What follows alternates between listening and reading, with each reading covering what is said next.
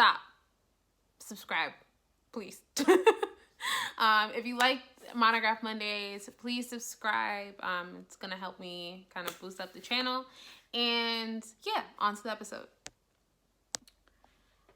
Hey everybody, so welcome back to another episode of Monograph Monday. I'm here with another award-winning book that I think should definitely be on your list this Black History Month, which is White Rage by Carol Anderson. This book is so important, and I'm just going to set up the scenario in which this book will really be an advantageous addition to your book.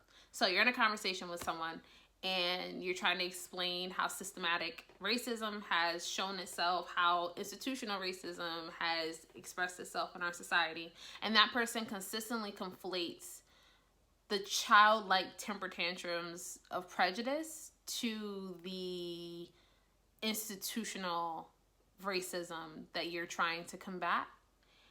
This book, you just hand that book to them.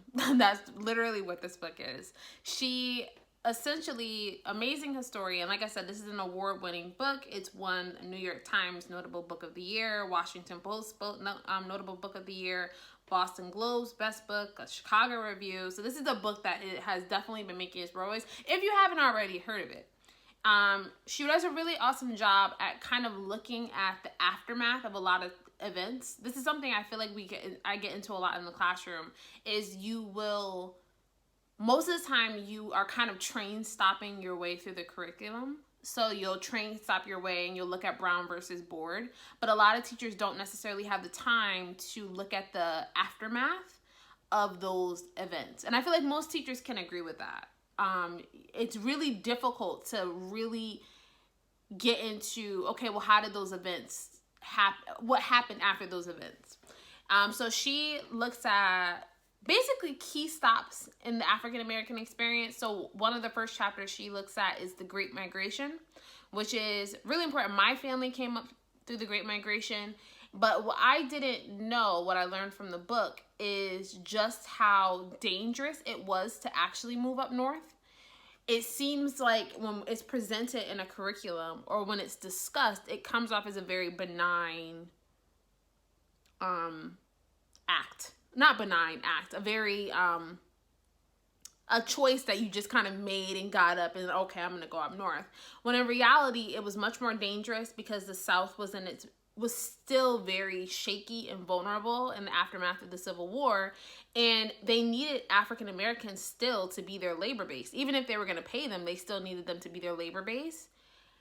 And so they went through, I'm not going to spoil the book, but they went through a lot of systematic efforts to prevent Black people from heading up north, and that oftentimes resulted in violence. So the ways in which that rage presented itself. She has another chapter on Brown versus Board, the aftermath of that. She also gets into the 70s a little. She gets into the 70s after the Civil Rights Movement, which I feel is always left out. It's kind of like we cover the Civil Rights Movement and then no one ever wants to look at what happened after in terms of drug laws and vice versa. Then she has a really awesome chapter on how to unelect the Black president, kind of looking at how Barack Obama was treated during his his presidency, and the steps that were taken to try and unseat and basically change history. And we see, and I think is incredibly important when we look at how that has faced out in the Trump administration. Definitely think it's a really important book. Again, another one of those accessible texts that you're able to read. I think it took me about 2 or 3 days to finish it. It was and that was me, like, not having a lot of time because I was traveling while I was reading it, because I was in London whenever I was reading it in 2016.